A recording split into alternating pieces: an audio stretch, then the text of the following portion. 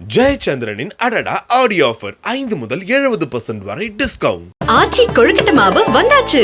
ஆச்சி கொழுக்கட்டை மாவிற்கு கொழுக்கட்டை அச்சை கேட்டு வாங்குங்கள்.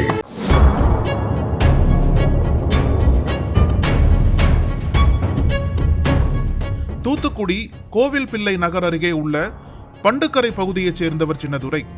இவருக்கு மாரிப்பாண்டி, அருள்ராஜ், வேல்முருகன் என்ற 3 மகன்களும் 3 மகள்களும் உள்ளனர். இந்நிலையில் கடந்த ஜூலை 28ஆம் தேதி முதல் அருள்ராஜை காணவில்லை. அதையடுத்து தனது அண்ணனை காணவில்லை என்று வேல்முருகன் தெர்மல் நகர் காவல் நிலையத்தில் புகார் அளித்தார். அதன் பேரில் வழக்கு பதிவு செய்த காவல்துறையினர் காணாமல் போன அருள்ராஜை தேடி வந்தனர். இந்நிலையில் கடந்த 31ஆம் தேதி இரவு பண்டுக்கரை பகுதியில் ஒரு குறிப்பிட்ட இடத்தில் நாய்கள் நீண்ட நேரமாக குரைத்து சுற்றி வந்தன. அவ்வழியாக சென்றவர்கள் கவனித்தபோது மண்ணில் புதைக்கப்பட்ட நிலையில் ஒரு கை வெளியே தெரிந்தது. நாய்கள் அதை கடித்து இழுத்ததை கண்ட பொதுமக்கள் தெர்மல் நகர் காவல்துறையினருக்கு தகவல் தெரிவித்தனர். விரைந்து வந்த போலீசார் சம்பவ இடத்தை பார்வையிட்டு அது ஆண் ஒருவரின் கை என்பதை கண்டறிந்தனர். மேலும் அது மாயமான அருள்ராஜாக இருக்கலாம் என சந்தேகித்தனர். இதற்கிடையே அருள்ராஜின் அண்ணன் மாரிப்பாண்டியும் மாயமானது தெரிய வந்தது. இதையடுத்து Thoothukudi town ASP Madhan, thermal Nagar inspector Shoba Jency, Muthaiyapuram inspector Jayanthi, tahsildar Muralidharan, RI Selvalakshmi, VAO Premalatha உள்ளிட்டோர் விசாரணை நடத்தினர். இரவு நேரமாகிவிட்டதால் அந்த இடத்தை தோண்டாமல் பலத்த காவல்துறை பாதுகாப்பு ஏற்படுத்தப்பட்டது. மறுநாள் காலை தாசில்தார் முரளிதரன் முன்னிலையில் கைத்தெறிந்த இடத்தில் தோண்டும் பணி தொடங்கியது. அப்போது முதலில் அருள்ராஜின் அண்ணன் மாரிப்பாண்டியின் உடல் கிடைத்தது. இதனால் அதிர்ச்சியடைந்த காவல்துறையினர் தொடர்ந்து தோண்டிய போது அதே இடத்தில் அருள்ராஜின் உடலும் கண்டெடுக்கப்பட்டது.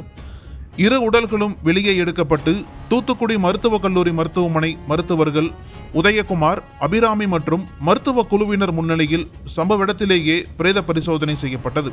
இதையடுத்து ரிதன், முகமது மீரான், சங்கர், முனீஸ்வரன், லிங்கராஜ் ஆகிய 5 பேரை காவல்துறையினர் சந்தேகத்தின் பேரில் பிடித்து விசாரித்தனர். விசாரணையில் ரிதனின் சகோதரர் காசி பாண்டியன் சில மாதங்களுக்கு முன் தற்கொலை செய்து கொண்டதால் ரிதனுக்கும் மாரிப்பாண்டி குடும்பத்துக்கும் முன்விரோதம் இருந்தது தெரிய வந்தது. கடந்த 27ஆம் தேதி மதியம் பண்டுக்கரை உப்பாற்று ஓடை பகுதியில் மது அருந்தி கொண்டிருந்த போது ரிதன் கும்பலுக்கும் அங்கு வந்த மாரிப்பாண்டி, அருள்ராஜ் ஆகியோருக்கும் இடையே தகராறு ஏற்பட்டது.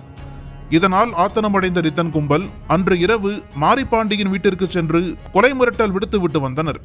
அதன் பிறகு வீட்டை விட்டு வெளியே சென்ற மாரிப்பாண்டியும் அருள்ராஜும் வீடு திரும்பவில்லை.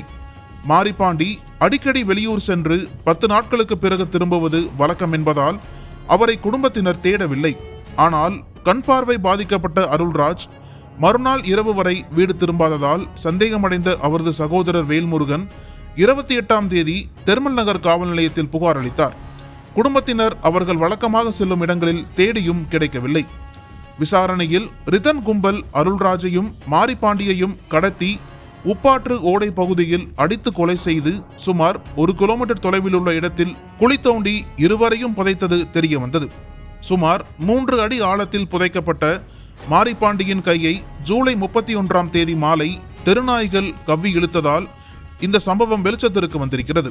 இதையடுத்து ரிதன், முகமது மீரான், சங்கர், முனீஸ்வரன், லிங்கராஜ் ஆகிய 5 பேரை காவல்துறையினர் கைது செய்தனர்.